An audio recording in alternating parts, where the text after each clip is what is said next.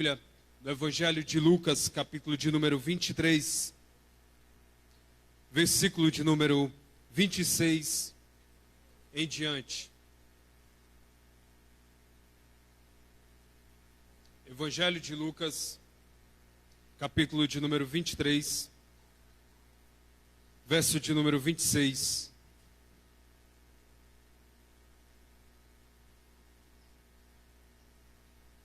Eu gostaria aqui de, juntamente com os irmãos, de refletir um pouco antes de tomarmos a mesa e ceiarmos, a gente refletir um pouco a respeito da cruz de Cristo.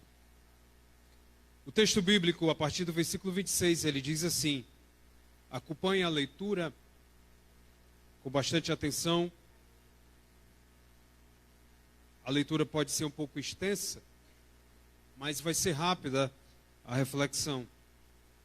E quando o iam levando, tomaram um certo Simão Cirineu, que vinha do campo, e puseram-lhe a cruz às costas, para que a levasse após Jesus. E seguiam grande multidão de povo e de mulheres, aos quais batiam nos peitos e o lamentavam. Jesus, porém, voltando-se para elas, disse: filhas de Jerusalém, não choreis por mim, chorai antes por vós mesmas e por vossos filhos. Porque eis que hão de vir dias em que dirão: bem-aventuradas as estéreis, e os ventres que não geraram, e os peitos que não amamentaram. Então começarão a dizer aos montes: cai sobre nós, e aos outeiros: cobri-nos. Porque se ao madeiro verde fazem isto, que se fará ao seco? E também conduziram outros dois que eram malfeitores, para com eles serem mortos. E quando chegaram ao lugar da caveira, ali o crucificaram, e aos malfeitores um à direita e outro à esquerda. E dizia Jesus: Pai, perdoa-lhes, porque não sabem o que fazem. E repartindo as suas vestes, lançaram sortes. E o povo estava olhando. E também os príncipes zombavam dele, dizendo aos outros: salvou, salve-se a si mesmo, se este é o Cristo, o escolhido de Deus. E também os soldados escarneciam, chegando-se a ele e apresentando-lhe vinagre. E dizendo: se tu és o rei dos judeus, salva-te a ti mesmo. E também por cima dele estava um título, escrito em letras gregas, romanas e hebraicas: este é o rei dos judeus. E um dos malfeitores que estava pendurado blasfemava dele, dizendo: se tu és o Cristo, salva-te a ti mesmo e a nós. Respondendo, porém, o outro repreendia-o, dizendo: tu nem ainda temes a Deus, estando na mesma condenação? Nós, na verdade, com justiça, porque recebemos o que os nossos feitos mereciam, mas este nenhum mal fez. E disse Jesus, Senhor, e disse a Jesus: Senhor, lembra-te de mim quando vieres em teu reino. E disse-lhe Jesus: verdadeiramente digo que hoje estarás comigo no paraíso.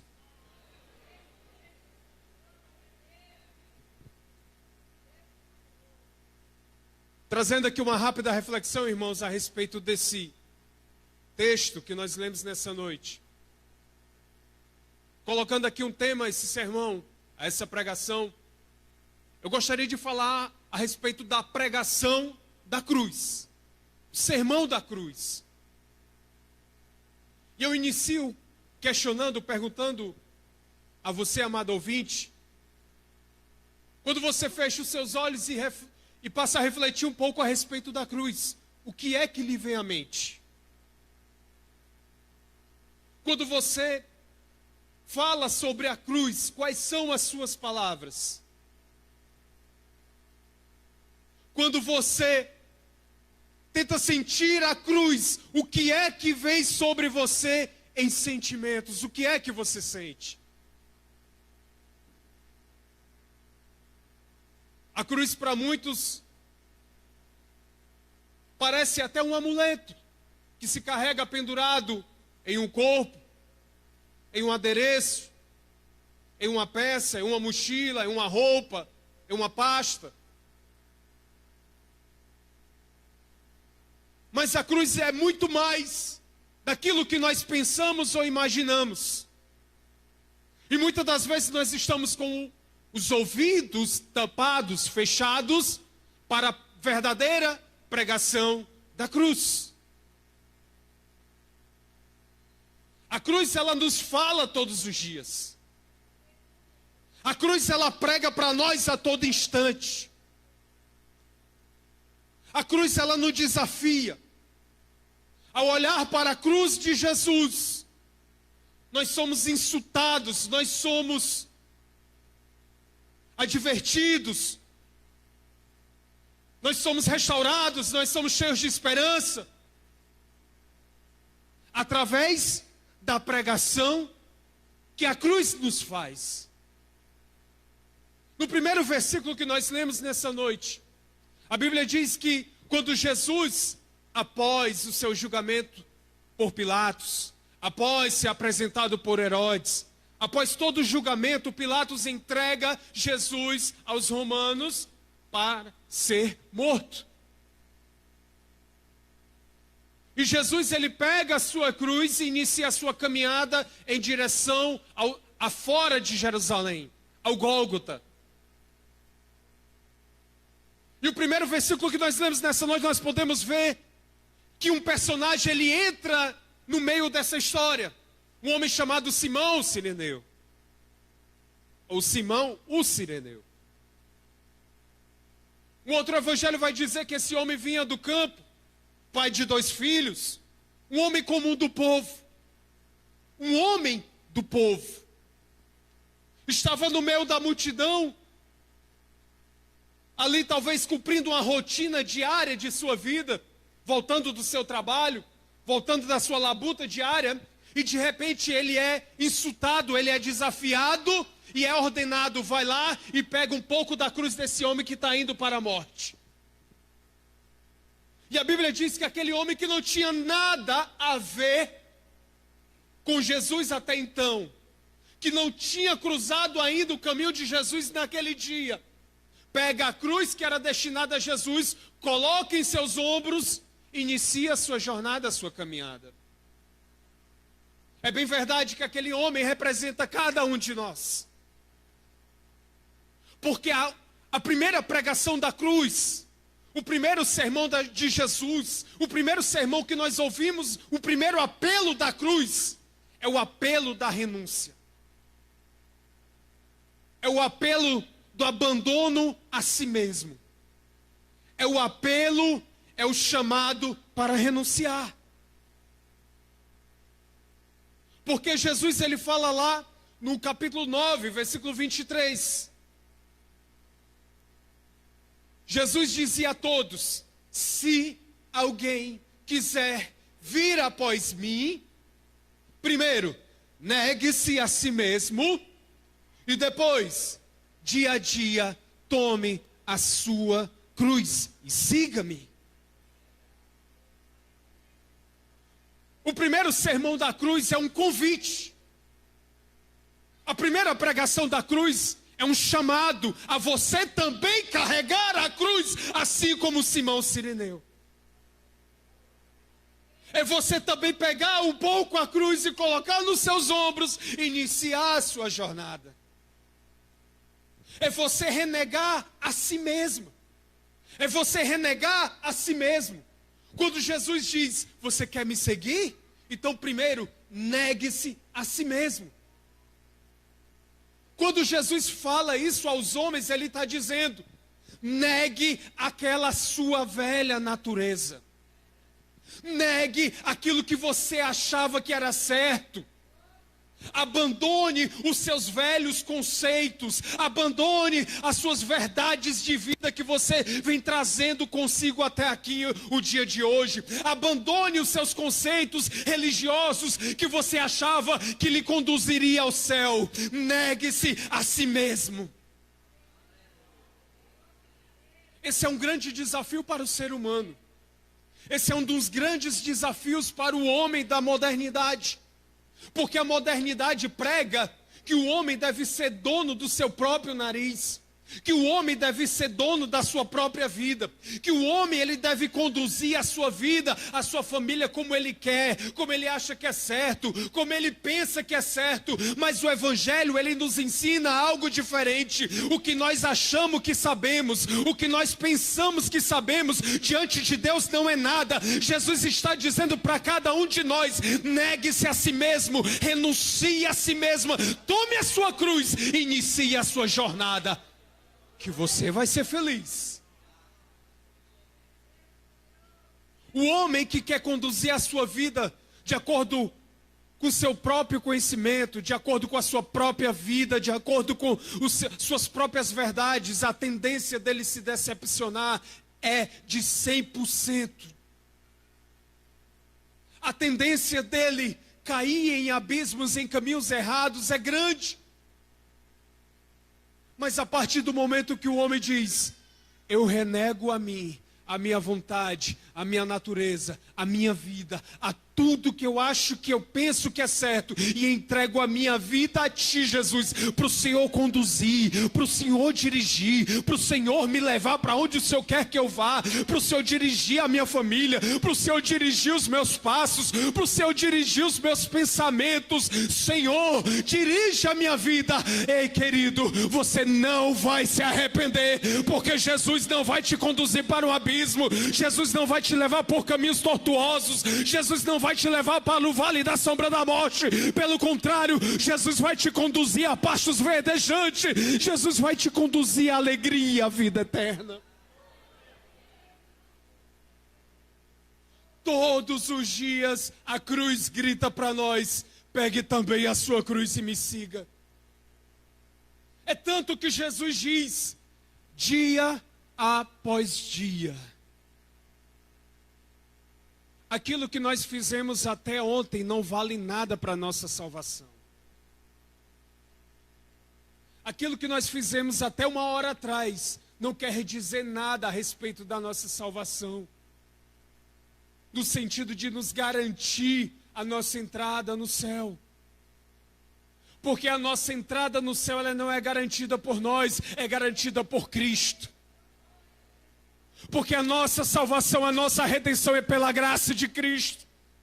Que todos os dias, quando nós acordamos, Ele nos lembra: ei, querido, você pode esquecer tudo, só não esqueça de carregar a sua cruz e começar o seu dia. É esse mesmo Espírito, o Espírito de Deus, que nos lembra e nos dá força para seguirmos e não abandonarmos a nossa cruz. Quando você acordar de manhã, você fizer o seu checklist diário para sair para o trabalho, para a faculdade, para a escola. Deixa eu ver se está tudo aqui: habilitação, celular, documentos, chave do escritório, está tudo aqui, dinheiro da passagem, está tudo aqui. Agora só não posso esquecer o principal: a minha cruz. Que é o peso da cruz que vai te lembrar que você é um cristão. Que é o peso da cruz que vai trazer a sua memória quando você se deparar no momento da tentação e da prova. Epa, eu só posso ir até aqui porque eu tenho uma cruz que eu tenho que levar até o final. Eu não posso continuar depois daqui. E Cristo vai te dando graça, dia após dia Cristo vai te dando graça, até o dia da glorificação final.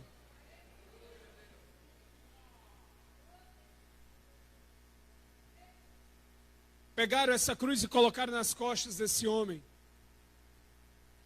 Jesus retomou a cruz e continuou a sua jornada. Eu acho interessante que Cristo vai a sua jornada em direção ao Gólgota. O evangelista Lucas diz que as mulheres que o acompanhando choravam, bradavam, batiam nos peitos de dor, de angústia, porque o seu rei estava caminhando para a morte. Qualquer um de nós no lugar de Jesus, o que faríamos? O ser humano ele tem uma tendência natural a se vitimar. Talvez um de nós estaria carregando a cruz e dizendo para aquelas mulheres: eu sou inocente, eu sou inocente, é isso mesmo, é Roma que está me matando, é os religiosos judeus que estão me matando, eu sou inocente, me tire daqui. Mas Jesus não entra nesse discurso vitimista. Jesus simplesmente, ele entrega uma mensagem para aquelas mulheres: por que vocês estão chorando por mim? Chorem por mim não, chorem por vocês.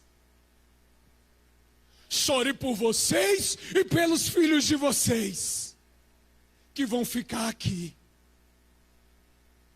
Porque Jesus já havia predito que em Jerusalém não ficaria pedra sobre pedra que não seria derrubada. E assim aconteceu, um pouco mais de 30 anos depois, no ano 70. Roma cerca Jerusalém, num cerco que durou 7 meses. Ninguém entrava, ninguém saía. Jerusalém estava cheia de peregrinos.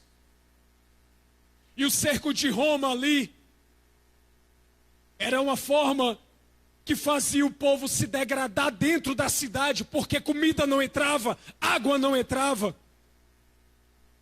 E o povo não podia sair, que quem saía era capturado, era crucificado de frente para Jerusalém. E a palavra de Cristo se cumpre no ano 70 com essa invasão de Roma em Jerusalém. Mas Jesus, bem antes, traz essa predição, essa mensagem urgente para aquelas mulheres: chorem por mim não, chorem por vocês e pelos filhos de vocês. Sabe por quê? Porque a mensagem da cruz, ela é urgente. A mensagem da cruz, ela traz emergência. Não se pode perder tempo. Não se pode perder a oportunidade. A primeira oportunidade que Cristo teve, ele entregou a mensagem: chore pelos filhos de vocês que vão estar aqui quando o juízo vier para essa cidade. Jesus, ele nos traz essa mensagem nessa noite, a mensagem da urgência. A cruz grita por urgência. O mundo geme em dores de parto. O mundo geme no princípio das dores. E a igreja tem o dever de dizer que tudo isso aqui vai findar. E é dever da igreja dizer: não chore pela igreja, não chore por nós, chore por aqueles que ficarão aqui. Chore por aqueles que ainda não encontraram a Jesus. Chore por aqueles que a verdade do Evangelho ainda não foi revelada. Chore pelo seu familiar que não está aqui nessa noite. Chore pela sua família que ainda não está aqui. Chore pelos seus filhos. Chore pelo seu marido. E clame a Deus nessa noite. Entregue a sua família a Deus nessa noite. Entregue o seu vizinho. Entregue o seu companheiro de trabalho. Entregue a sua amiga. Entregue o seu amigo. Chore por eles. Para que a mensagem da cruz ela seja revelada a eles. Mais à frente, no versículo 33, e quando chegaram ao lugar do Gólgota, Monte da Caveira, ali o crucificaram. O ato da crucificação é um dos atos mais horrendos da história da humanidade. Existiam inúmeros tipos de execução. Existiam inúmeras formas de executar uma pessoa, já naquela época. E os romanos, eles se especializaram e proliferaram isso nos seus inimigos, a morte por crucificação. Aonde a pessoa que deveria ser morta era colocada em madeiro, seja um madeiro em forma de X, aquela que as pessoas chamam de cruz de Santo André, uma cruz normal como a conhecemos. A sua carne era rasgada pelos pregos, e a pessoa era erguida e deixada lá, para morrer ao relento. Era uma morte cruel, porque geralmente demorava-se dias para a pessoa morrer. Não era uma morte instantânea, era uma morte dolorosa. Roma queria causar pavor e dor nos seus inimigos. E assim fizeram com o nosso Messias, com o nosso mestre, com o nosso rei. Foi tratado e colocaram ele para ser executado como um inimigo do império.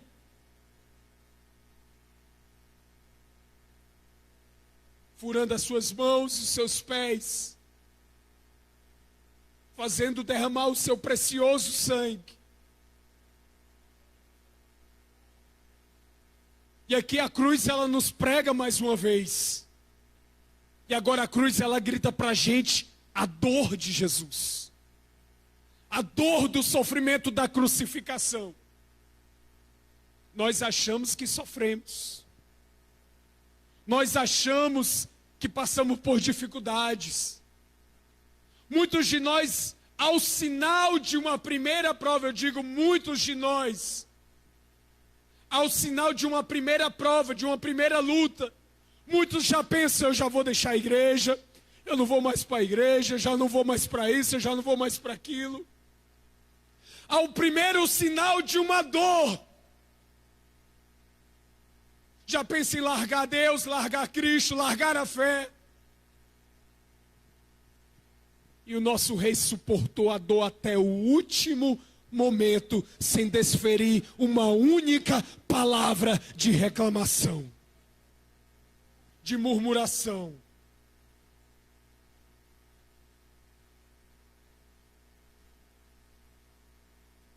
Pelo contrário, versículo em diante, 34, ele diz, Jesus abre a boca e diz: Pai, perdoa-lhes. A outra pregação que a cruz nos faz nessa noite é o perdão.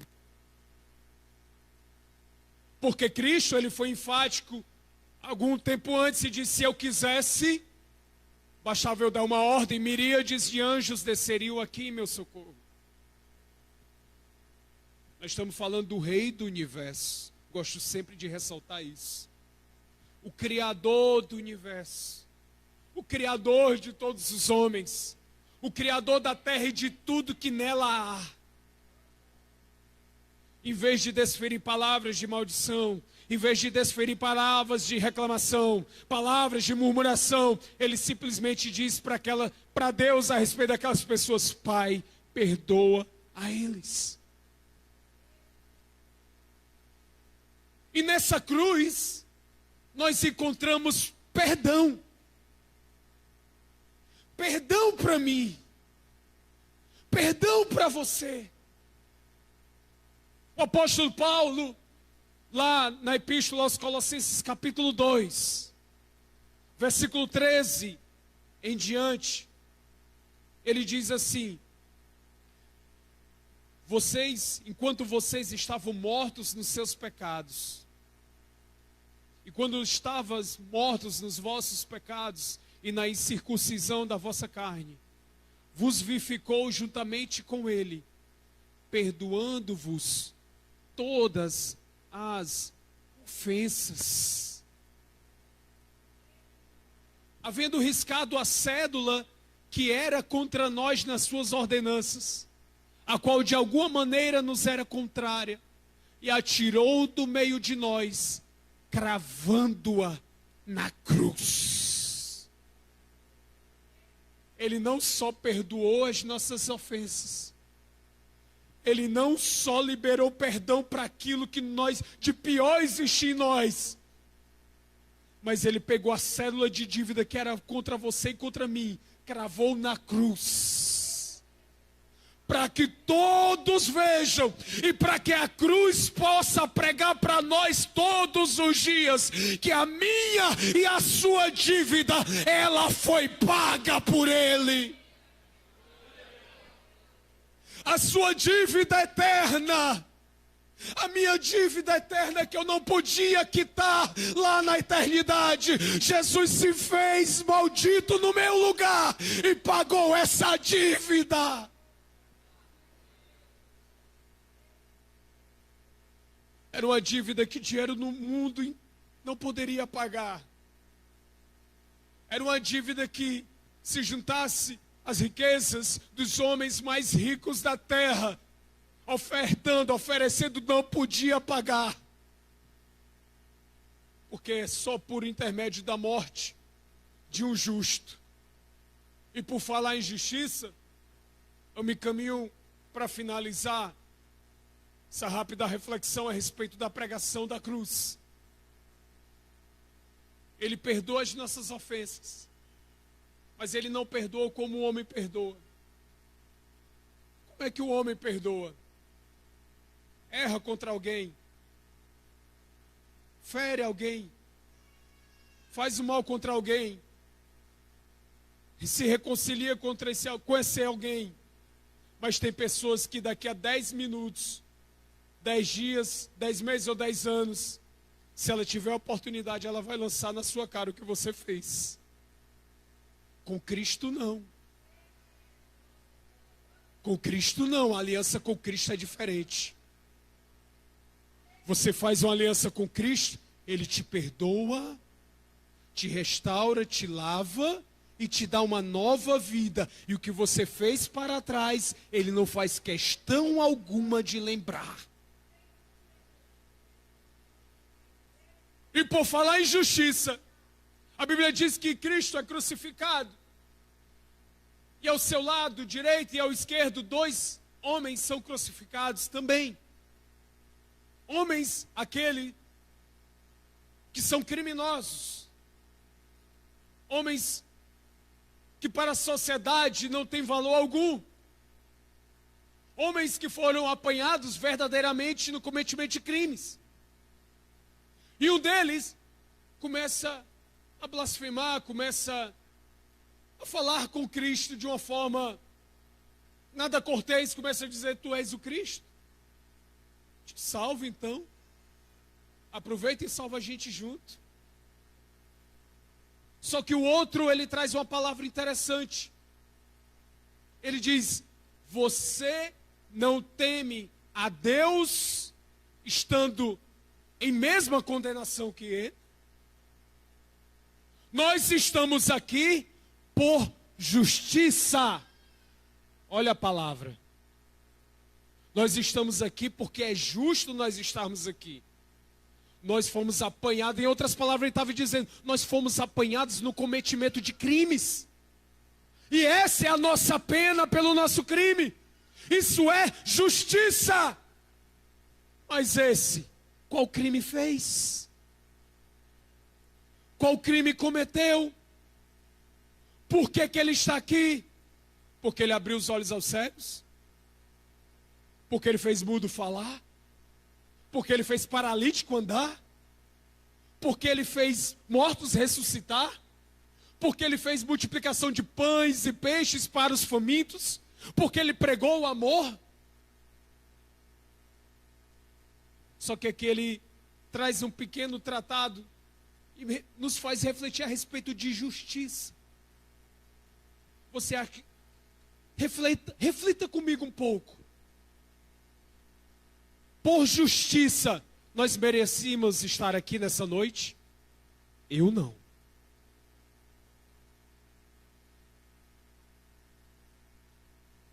Só que o apóstolo Paulo, ele nos traz isso à nossa memória, ao dizer que, lá em Romanos 3:25, Romanos 3:25, a quem Deus apresentou como propiciação, a qual Deus propôs para propiciação pela fé no seu sangue, para demonstrar a sua justiça pela remissão dos pecados dantes cometidos sob a paciência de Deus. O capítulo de número 3 de Romanos, ele é um tratado sobre a justiça de Deus. E o que o apóstolo Paulo diz é, resumindo tudo, Cristo está na cruz para cumprir a justiça de Deus. Porque os nossos pecados, o castigo que nos traz a paz, ele estava sendo depositado em Cristo Jesus, o justo. O único que tinha o poder de pagar a minha e a sua dívida. Porque foi o único que não conheceu o pecado. O único que nunca falhou, que não errou. O Cordeiro perfeito, imaculado, puro, santo.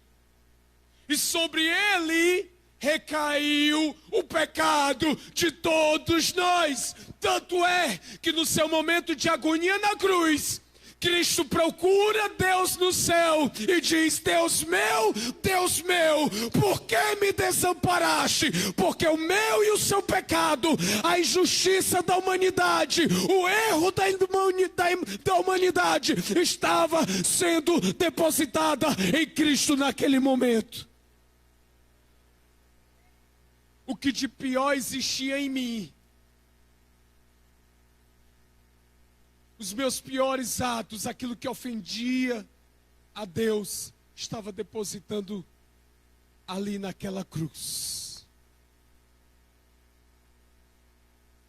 Por isso a cruz grita para nós todos os dias: perdão, reconciliação e justiça. Justiça para você que olha para a cruz e encontra a redenção. Porque Cristo, ao final, antes de expirar e consumar sua obra, ele traz uma mensagem, uma promessa de esperança para aquele homem. Ele diz: ainda hoje estarás comigo no paraíso. A cruz, ela traz a mensagem da vergonha. A cruz, ela traz a mensagem da dor. A cruz, ela traz a mensagem da ignomínia. A cruz, ela traz a mensagem do abandono, do sofrimento. Mas ela traz a mensagem da esperança. Ela traz a mensagem da vida eterna. Ela traz a mensagem e nos diz nessa noite que a vida, ela não se resume a essa vida aqui. Porque se nós esperarmos em Cristo só por essa vida, nós somos os mais miseráveis dos homens. Ela nos fala a respeito de uma vida eterna. Ela nos fala a respeito de um paraíso eterno. Ela nos fala a respeito de uma glorificação eterna. Ela nos fala que quando chegarmos lá não vai ter choro, não vai ter pranto, não vai ter dor, não vai ter morte, não vai ter luto. As coisas velhas se passaram, tudo se fez novo. Deus vai nos dar uma vida nova. Deus nos vai dar um corpo novo. Deus nos vai dar umas vestes novas. Deus fará tudo novo. Tudo novo. Principalmente, a cruz, ela grita e prega para nós todos os dias a vida eterna. Essa vida que muitos preferem ignorar, virar as costas e dizer que não existe. Que eu vou aproveitar a minha vida. Que eu vou aproveitar a minha juventude.